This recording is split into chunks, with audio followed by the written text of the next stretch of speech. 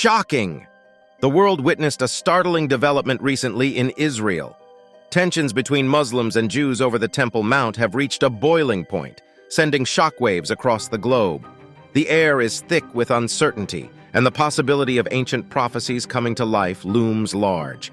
Is this a sign of the end times, or are we on the brink of something even more chilling? Let's dive deep into this video to know about this urgent situation and uncover the truth.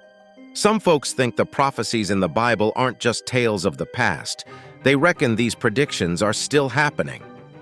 It's like a story that's halfway told, and the rest is playing out right in front of us. But is there truth to this? Let's dive into these ancient prophecies to see what's what. These prophecies are scattered in old books like Isaiah, Jeremiah, Ezekiel, and Daniel. They talk about big things like Israel getting back on its feet, the Jewish folks heading home, and Jerusalem being rebuilt. There's even talk about this huge kingdom that's yet to come. It's almost like they're predicting the future. Solomon's task. Back when Solomon was crowned king, he knew he needed a permanent spot for folks to worship Yahweh. No dilly-dallying, he gathered heaps of gold, silver, bronze, cedar wood, and skilled workers from all over. After 7 long years, tada! The temple was finally up and running. But here's the twist. Solomon's fancy temple didn't last. Around 586 BCE, the Babylonians, led by King Nebuchadnezzar II, barged in and wrecked everything. They tore down the temple, smashed up a big chunk of the city, and dragged the Israelites off to Babylon as captives. After almost a decade, things took a turn for the better when Cyrus the Great, the Persian king, gave the nod.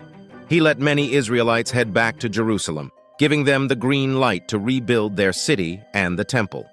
With Zerubbabel leading the way, they rolled up their sleeves and got to work. The Second Temple. Fast forward to around 515 BCE, and after a good 4 years of hard graft, they finished the Second Temple. It was a monumental achievement. They dedicated this grand structure to Yahweh with a huge ceremony, sacrificing and celebrating to mark this special moment. Centuries zoomed by, and in stepped Herod the Great, ruling from 37 to 4 BCE. This guy had grand visions for the temple. He wanted it to sparkle and show off his might, so he pulled out all the stops. Herod didn't hold back. He went for a total makeover. Despite the dazzling improvements, tragedy struck once more in 70 CE.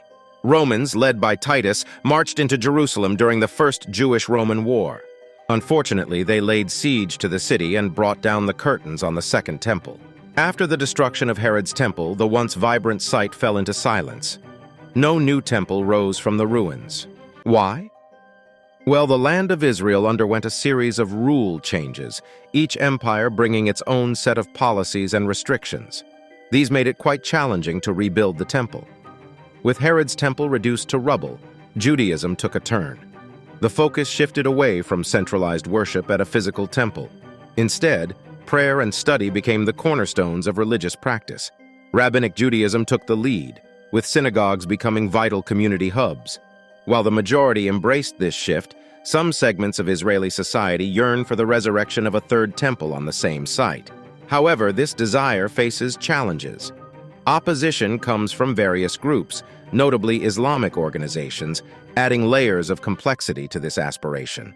The quest for the third temple, Islamic structures on sacred grounds.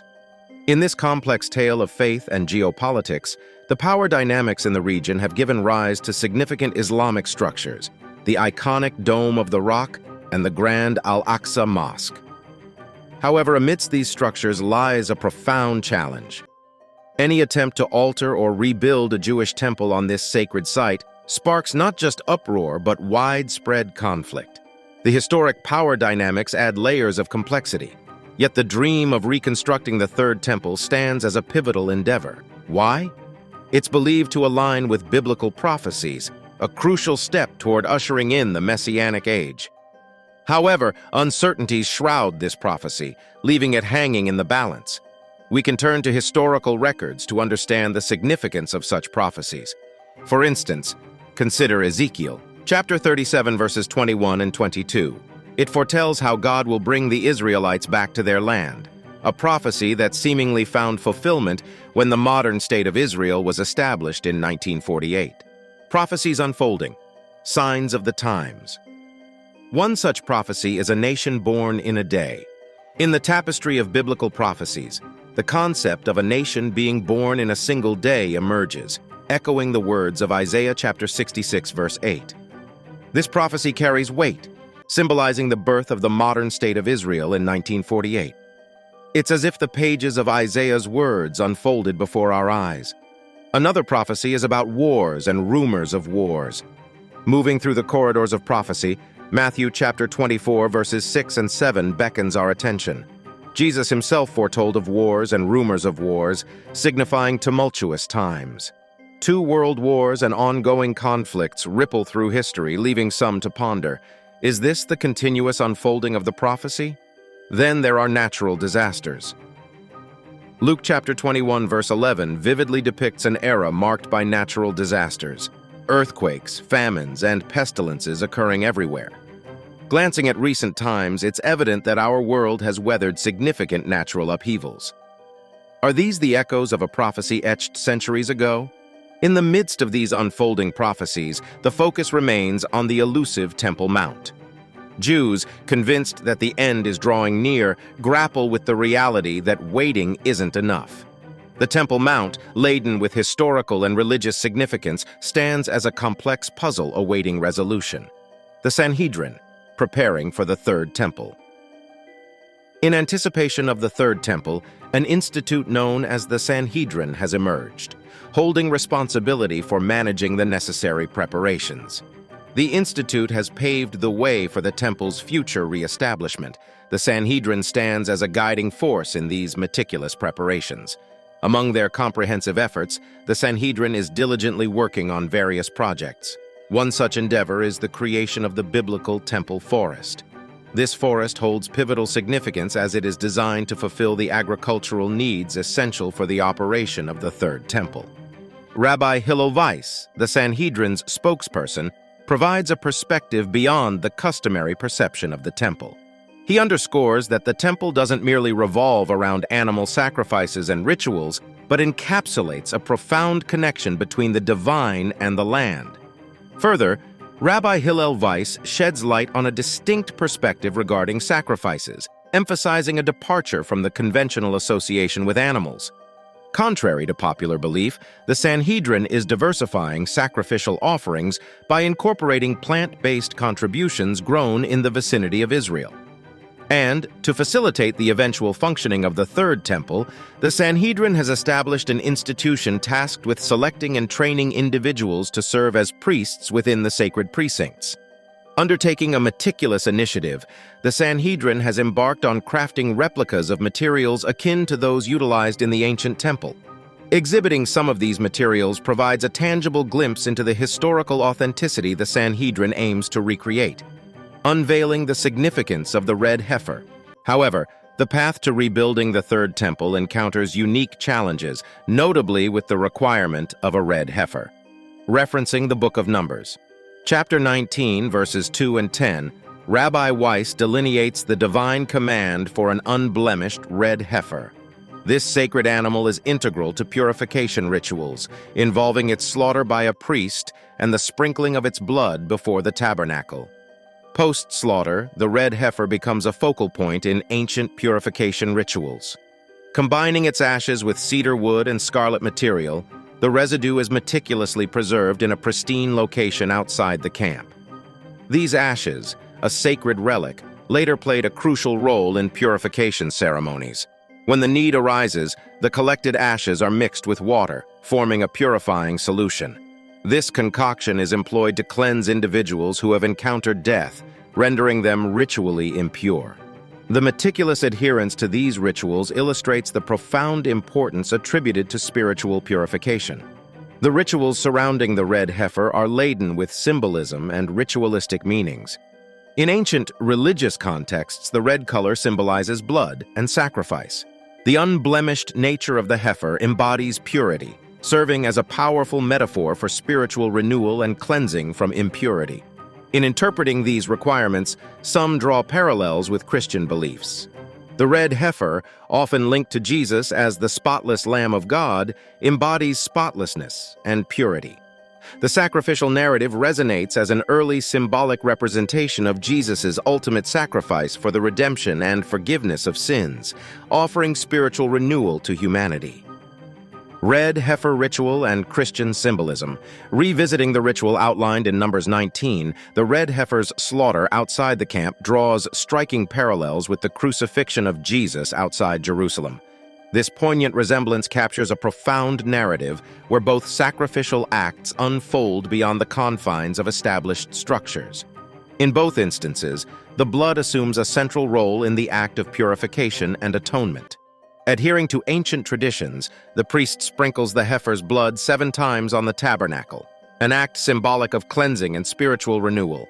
This ritualistic act mirrors the shedding of Jesus' blood on the cross, a divine sacrifice aimed at offering forgiveness for humanity's sins. The early Christian community found profound significance in interpreting the red heifer rituals as symbolic representations of Jesus' sacrificial journey. This perspective is echoed in various texts of the New Testament, unveiling a spiritual tapestry that intertwines Old Testament rituals with the redemptive narrative of Jesus. The book of Hebrews, a cornerstone in Christian theology, explicitly parallels the red heifer sacrifice and Jesus' selfless act on the cross. In Hebrews chapter 9, verses 13 and 14, the author articulates the transformative power of both sacrifices, stating, "The blood of goats and bulls and the ashes of a heifer sprinkled on those who are ceremonially unclean sanctify them." This scriptural insight magnifies the significance of Jesus' unblemished offering, cleansing human consciences from the burdens of sin and paving the way to serve the living God. Arrival of red heifers. Delving deeper into the interpretation that intertwines the red heifer rituals with the ultimate sacrifice of Jesus, these ancient Hebrew rituals serve as poignant foreshadowing. Embedded in the Hebrew Bible, particularly in Genesis and Numbers, the red heifer becomes a symbolic precursor to Jesus' sacrificial journey, a narrative woven with profound spiritual significance. The quest to procure a suitable red heifer, marked by technological challenges and repeated failures, echoed the longing of the Jewish community for prophetic fulfillment. Their prayers found resonance when, seemingly against all odds, a devoted Christian played a pivotal role in providing the elusive red heifer. This intervention was perceived as a divine response, affirming the proximity of the prophecy's fulfillment. To commemorate the arrival of this significant red heifer, a ceremonial event unfolded at Ben Gurion Airport. Dignitaries from the Jewish community graced the occasion, recognizing the profound symbolism and prophetic implications attached to this rare and precious animal. Upon arrival, the red heifer calves were carefully transported to Hia, a coastal city, where they underwent a mandatory quarantine period mandated by the Israel Veterinary Authority. This meticulous process, lasting at least 7 days, ensured the health and compliance of the heifers with established regulations. Following the completion of quarantine, the red heifer calves were released to 2 distinct locations in Israel, one accessible to the public, embodying transparency. At the same time, the other remains undisclosed, veiled in symbolic mystery, preparing for prophecy and rituals. You might wonder why the red heifers are placed in 2 different spots. Well, it's like a safety precaution. The temple and its rituals are super important to the Jewish people, and any harm to them is a big deal. By keeping one location a secret, they're playing it safe to avoid anything that might mess with the sacredness of the red heifer and its role in purification rituals. The undisclosed spot adds an extra layer of protection. It's like keeping a secret recipe safe. By not telling everyone where the red heifers are, they're making sure no one can mess with the important rituals or the heifers themselves. It's all about preserving the purity of the process. At these locations, the red heifers are treated like VIPs. They get all the good stuff, proper food, and lots of attention. It's like a heifer spa until they grow up and reach their 3rd year. During this time, they're getting ready for a special role in the purification process. The Jewish community is prepping for something big, rebuilding the 3rd temple and fulfilling ancient prophecies. The red heifers play a crucial part in these plans. When the heifers reach their 3rd year, they'll be part of a special ceremony. Their remains will be turned into ashes, all in line with the preparations for the big prophecy fulfillment. A water libation ceremony. On the 12th of October, many people got together for a special ceremony called the water libation. It's a bit like what they used to do in the old temple a long time ago. The ceremony was led by Kohanim, who are priests wearing special clothes, and Levites, who play musical instruments. They started in the old city of Jerusalem at Shahar Hashpot and went to Shiloh, also known as Siloam Springs, following the same paths as they did in the time of the old temple. People chanted, danced, and played silver trumpets during the parade at each stop. Important rabbis supervised the event, and during the event, the group had a golden jug filled with water from the Shiloh pool. They returned to the mountain summit, where they set up a model altar and tools, just like in the old temple. The altar was also decorated with big leafy branches, continuing the ancient temple tradition. And the ceremony ended with the priestly blessing and the Hakel ceremony, which only happens once every 7 years. Even though the water ceremony isn't exactly mentioned in the Torah, it's part of what Moses taught orally. People see it as a happy holiday. This ceremony would go on in the old temple for 15 hours, and the celebrations would continue all night until the next morning when the temple service started again. People from all over the world came to take part in the Sukkot celebrations, making it a day of worship for everyone. In the last 6 days of Sukkot, they did a water ceremony and poured wine during the morning service. The priests filled a flask with spring water and went from the temple to the Shiloh spring at the base of Mount Moriah. 2 priests climbed the stone altar in the temple's courtyard and poured wine and water into special holes made for this ceremony. The Shiloh pool, also known as Shalom in English and Silwan in Arabic, is important in the Bible. They believe it will come back to life after they finish building the third temple. Pilgrims used to start their journey to Jerusalem at this pool for the biblical feasts. After cleaning themselves in the pool, they would go to the inner court of the Temple Mount to give their sacrifices. They found the pool in 2004 and are still digging and exploring it. According to the Babylonian Talmud, the year after the Shemitah is thought to be lucky for the Messiah to come. A prophecy in the book of Amos says the tribe of Israel will be brought back from other nations. The Talmud also talks about the hard times that will happen before the Messiah comes. It's not clear if the Jews will build another real temple before Christ comes again, because a spiritual temple is already being built. The most important thing is to be part of God's spiritual temple by living a life devoted to God and being ready for whatever challenges might come in the end times. Battle of Armageddon. Despite the joyous Sukkot celebrations, a concerning incident unfolded when more than 800 Israeli settlers, accompanied by Israeli forces, forcefully entered the Al-Aqsa Mosque compound in East Jerusalem. This event raises questions about the fulfillment of biblical prophecies, particularly the impending Armageddon. Many biblical prophecies have found fulfillment, but the lingering question remains: will Armageddon unfold? To comprehend the meaning of Armageddon in a biblical context, we turn to the book of Revelation stating, "And they gathered them together to the place called in Hebrew Armageddon." Armageddon, as depicted in Revelation, is a gathering place for armies during the end times. It signifies a colossal event where nations assemble for war against God. Revelation chapter 19, verses 11 and 21 defines Jesus Christ's return to earth as a conquering warrior leading an army of angels. This divine intervention results in the defeat of evil forces and the establishment of God's kingdom. The Battle of Armageddon symbolizes the ultimate triumph of righteousness over wickedness, marking the culmination of God's plan for humanity's redemption.